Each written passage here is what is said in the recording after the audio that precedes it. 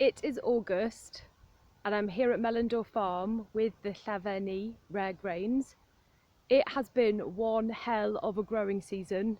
Not only have we had a pandemic and a lockdown, but we've had droughts, we've had storms, we've had sheep break-ins. So anyway, we're at the point now where some of these rare grains are flowering, which is amazing.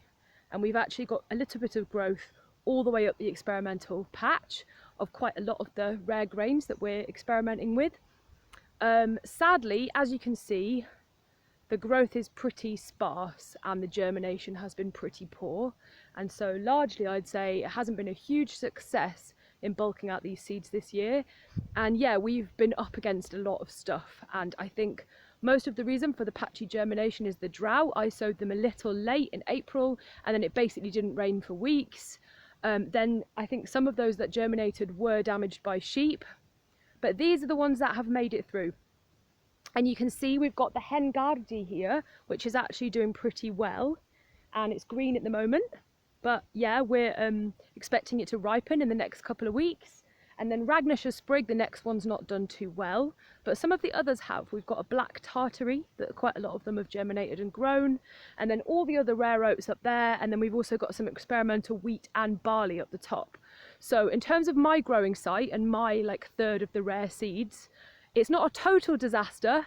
We still have some, but the quantities are nowhere near as high as we wanted them to be. But that is exactly the reason why we split the rare seed between 3 growers this year. So there was myself, there was Gerald, and there was Rich, and we're all part of the Llafur Ni network. And because it was lockdown, we split the seeds and we just sowed them on our own and grew them on our own. But the whole reason for splitting them in 3 was the anticipation of like crop failures or of break-ins of pests, and you know, just to basically ensure that the seeds didn't all get destroyed in one hit. So I'm really glad that we did that, because my patch is not like a huge amount of growth.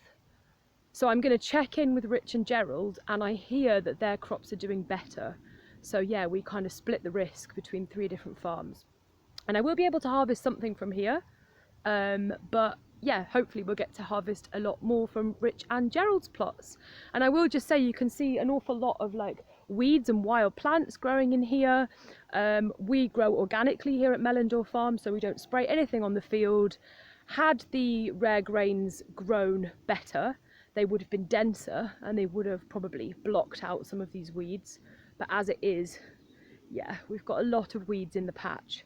But I'm still hoping that we're going to get some seeds out of here. So yeah, we'll speak to the other growers next and see how their crops are doing.